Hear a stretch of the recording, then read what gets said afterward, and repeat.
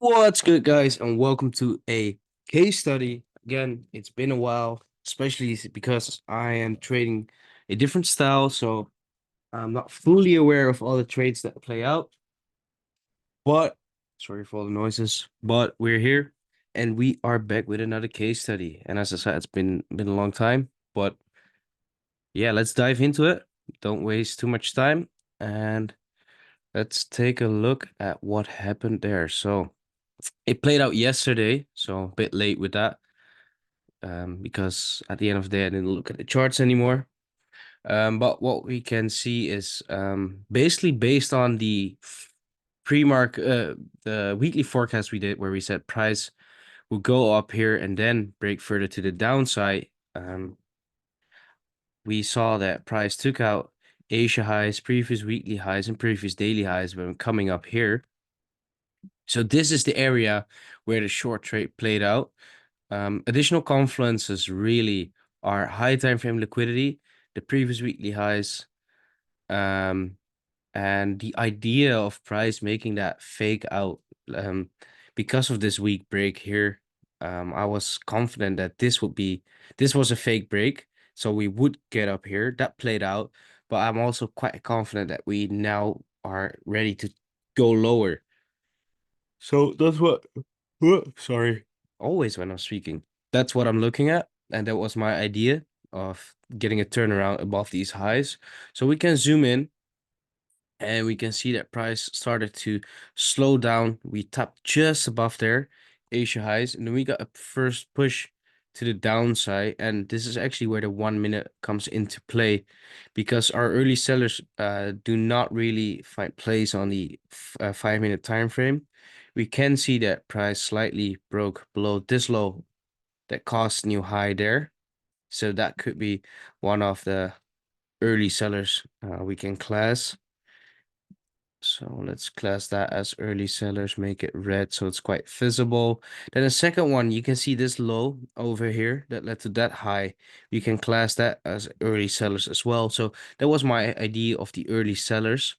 And if you go to the 1 minute, it's even better visible. There you go. So broke below this low that led to that high there. It's not strong, but this you can see that clearly an impulse came from this area here when we had the slowdown. Quite quite far away at this point is then this one as well, where we break below here. But especially these two I'm interested in. And they seem very valid to me. So what happens? Price comes up and we get a first move to the upside. And from here, we don't reach back anywhere below or into this kind of pricing. So our last range really is from this low up to this high. And there are really two trades you could take for this area, for this setup. First setup is from here, and it's quite straightforward. There's actually another one. So you could take it very intricate at the 1 minute there. Take your short, literally 1 pip. So 47, it will be 37. And this is entry number one. Stop somewhere up here. Let's say like this. So easy 1 to 5, 1 to 3, gets back. And that's the first trade, so the first possibility. Then the trade that I would take personally is from this low up to this high again.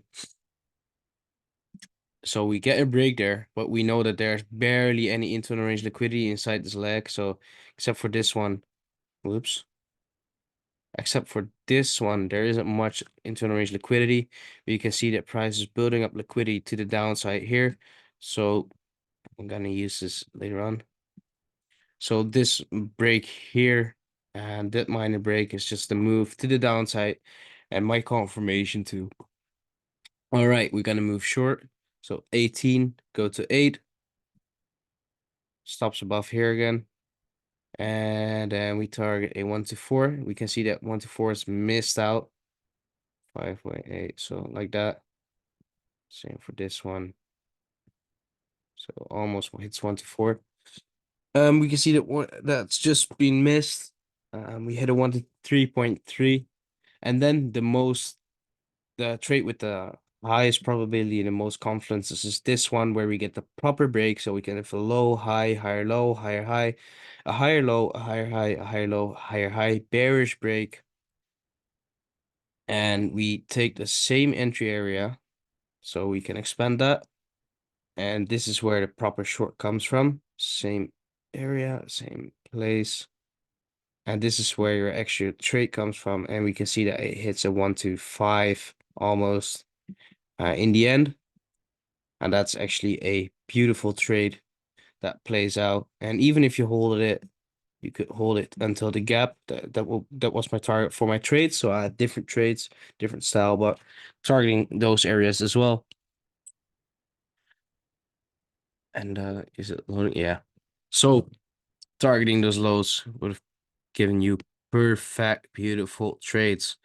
Taking partials at 1 to 4, leave the rest running 2 targets, and results in this. Asia highs taken, internal range liquidity taken, external range liquidity taken in this case because we break bullish here, but with the idea of then moving lower. You could try to hold it. I'm not sure if we got up here today. I think we're around this area right now, but these lows with the liquidity building up over here would be your external range liquidity targets. That's the case study. Hope it made sense. Easy, straightforward trade. Not much to it. No POIs. Just liquidity based and price behavior based, and with the idea and knowledge of knowing where price is has highest potential to move next. I took this trade. So yeah, hope this helps. Catch you guys later, and peace out.